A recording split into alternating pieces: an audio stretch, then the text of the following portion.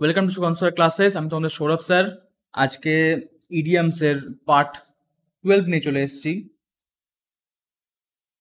আমরা যারা ক্লাসগুলো করছি তারা জানি যে আমাদের অলরেডি কিন্তু 11টা পার্ট হয়ে গেছে। আজকে পার্ট 12 শুরু করছি আমরা।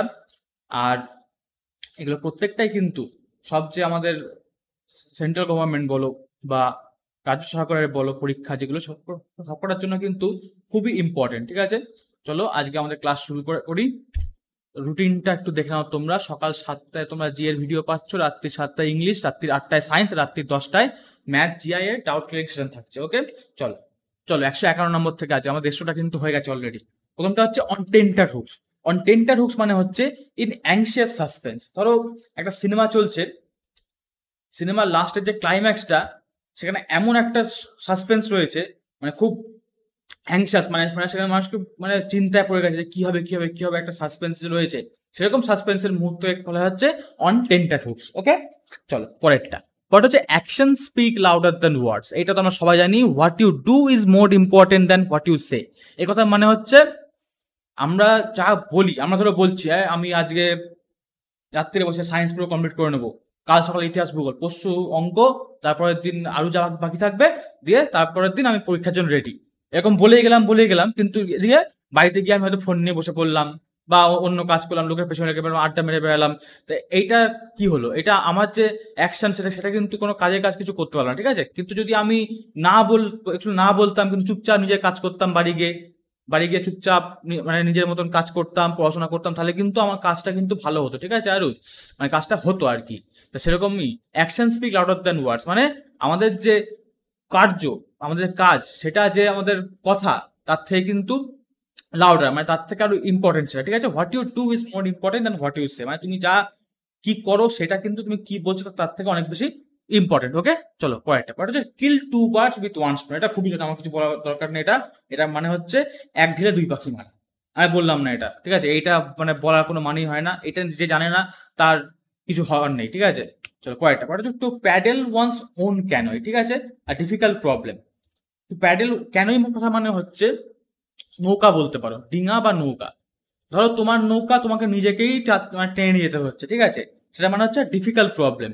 তো একটা প্রবলেম হয়েছে, সেটা খুবই মানে ডিফিকাল্ট, খুবই সমস্যাকর প্রবলেম, তখন সেই প্রবলেমটাকে বলা হচ্ছে টু প্যাডেল, মানে সেই অবস্থাকে বলা হচ্ছে to paddle one's own canoe. Okay, চলো পরেরটা হচ্ছে সি আই টু আই।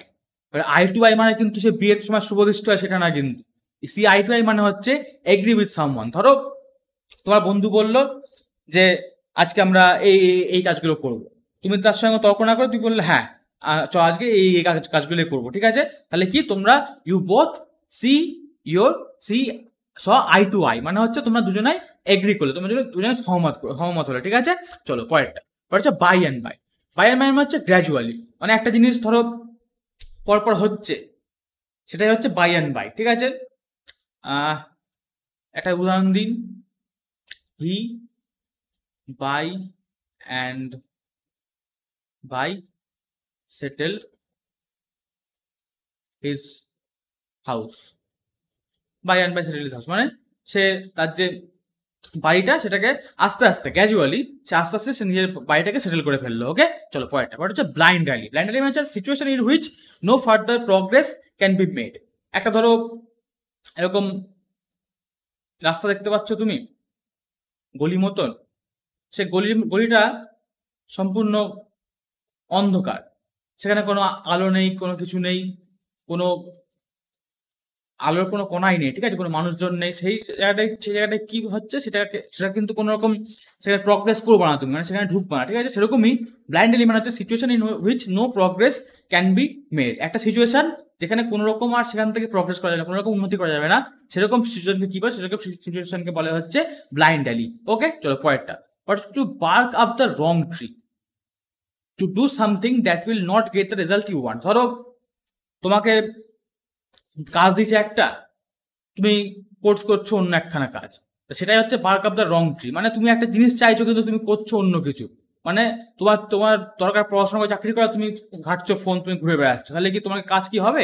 সেটাই to bark up the wrong tree মানে হচ্ছে to do something that will not get the result you want, মানে তুই মানে এমন কিছু করছো যেটা তুমি রেজাল্ট চাইছো সেটা কিন্তু দেবে না। ওকে, চলো পরেরটা হচ্ছে ইন দ্য পিঙ্ক।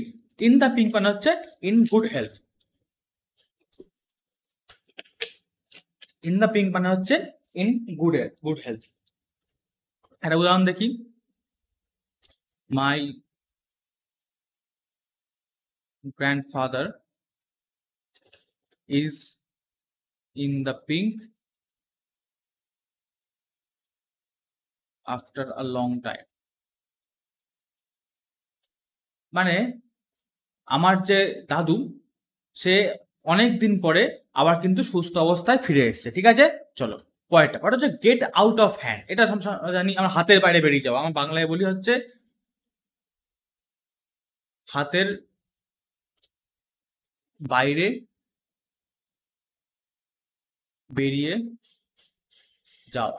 যখন কিছু পরিস্থিতি আমাদের হাতের বাইরে বেরিয়ে যায় তখন কি তার কোনো কন্ট্রোল থাকে না আমাদের, এবার ভগবান ভরসা, আর কোনো কিছু করার নেই, অন্য কেউ ভরসা, সেরকমই গেট আউট অফ হ্যান্ড মানে হচ্ছে গেট আউট অফ কন্ট্রোল, মানে হাতের বাইরে যেটা বেরিয়ে গেছে সেটার উপর আমার কোনো কন্ট্রোল নেই। ঠিক আছে, চলো পরেরটা হচ্ছে keep abreast of. Keep abreast of মানে হচ্ছে কিপ ওয়ানসেলফ আপডেটেড। ঠিক আছে, ধরো তুমি একটা জিনিস পড়ছো, ধরো কারেন্ট অ্যাফেয়ার্স পড়ছো, তুমি রোজ কারেন্ট অ্যাফেয়ার্সটা পড়ছো, তাহলে তুমি কি you keep abreast of the current affairs, মানে তুমি নিজেকে কারেন্ট অ্যাফেয়ার্সের সঙ্গে আপডেট রাখছো, মানে রোজ কারেন্ট অ্যাফেয়ার্সটা পড়ে তুমি নিজেকে অ্যাব্রেস্ট রাখছো ওর সাথে। ঠিক আছে, পরেরটা হচ্ছে ended in smoke. Ended in smoke মানে ইল্ড নো রেজাল্ট। আচ্ছা, ইল্ড কথা আমরা পড়েছিলাম যখন সিনিয়র অ্যানালিসিস করেছিলাম। ইল্ড কথা মানে হচ্ছে প্রডিউস করা। ঠিক আছে, প্রডিউস করা, ইল্ড মানে হচ্ছে প্রডিউস। যারা আগে দেখেছো তারা কিন্তু জানো ইল্ড কথা মানে হচ্ছে প্রডিউস। ইল্ডটা কিন্তু অনেকবার পরীক্ষাতেও আসে। ঠিক আছে, ended in smoke yield no result. ধরো এটা কি হিসাবে বলা হয় ইল্ড, মানে এন্ডেড ইন স্মোক কি কারণে? ধরো তুমি আগুন জ্বালাচ্ছ, জঙ্গলে গেছো, জঙ্গলে গিয়ে আগুন জ্বালানোর চেষ্টা করছো, তোমাকে দায়িত্ব দেওয়া হলো আগুন জ্বালানো। এবার কাঠগুলো সব ভেজা, চারদিক ভেজা, পুরো স্যাঁতস্যাঁতে, সেখানে কোনোভাবেই আগুন জ্বালানো গেল না। ঠিক আছে, লাস্টে কি হবে? লাস্টে আগুন তো জ্বলবে না, উল্টে ধোয়া হয়ে যাবে, মানে সেটা মানে কোনো কাজের কাজ কিছু হলো না, সেটা ধোয়া হয়ে গেল সবকিছু। ঠিক আছে, সেরকমই বলা হয়েছে এন্ডেড ইন স্মোক মানে ইল্ড নো রেজাল্ট। মানে রেজাল্ট কি দরকার ছিল এখানে? রেজাল্ট দরকার ছিল হচ্ছে আগুনটা জ্বলা, কিন্তু আগুনটা জ্বললো না, মানে কি সেখানে ধোয়া হয়ে গেল, ইল্ড নো রেজাল্ট। মানে ধরো সেটা হচ্ছে এন্ডেড ইন স্মোক, মানে কোনো কাজেই লাগলো না, ওই এমনি মানে নষ্ট হলো, কোনো মানে রেজাল্ট কিছু বেরোলো না ওর থেকে। ঠিক আছে, পরেরটা চলো, পরেরটা হচ্ছে স্পিক্স ভলিউম।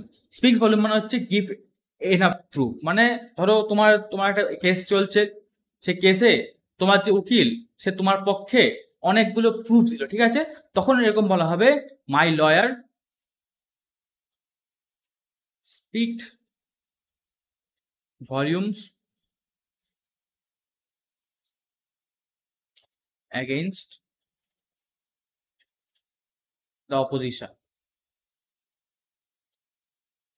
মানে আমার যে লয়ার ছিল, সে যে অপোজিশন ছিল, আমার যে বিরোধী পক্ষ ছিল, তার বিরুদ্ধে কিন্তু ভালো প্রুফ দিল। ঠিক আছে, চলো পয়েন্ট হচ্ছে অল ইয়ার্স।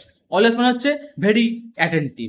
মানে ধরো তুমি একটা কথা হচ্ছে, সেখানে তুমি তোমার অল ইয়ার্স মানে আসলে দুখানাই কান, কিন্তু তুমি যে তোমার সম্পূর্ণ অ্যাটেন্টিভনেস, তোমার সম্পূর্ণ মন যে ওদিকে দিচ্ছ, সেটা বোঝাতে কি ব্যবহার করা হয়? সেটা বোঝাতে ব্যবহার করা হচ্ছে অল ইয়ার্স, মানে ভেরি অ্যাটেন্টিভ, তুমি সেই জিনিসটার প্রতি খুব মানে মনোযোগ দিয়ে শুনছো। ঠিক আছে, চলো পরেরটা হচ্ছে টার্ন আর ডিফিয়ার। এই দেখো এর সম্পূর্ণ উল্টোটা, এটা পুরো মনোযোগ দিয়ে শুনছে, আর টার্ন আর ডিফিয়ার। ধরো লোকে তোমাকে বলছে এই ভাই পড়াশোনা না করলে কিন্তু এই হবে না, ওই হবে না, তুমি ধর কে কান দেয়, এই যে ধর কে কান দেয়, এটাই হচ্ছে টার্ন আর ডিফিয়ার। মানে সেই জিনিসটাকে আমি নেগলেক্ট করছি, সেই জিনিসটাকে আমি মানে পাত্তা দিচ্ছে না। ঠিক আছে, সে নেগলেক্ট করছি।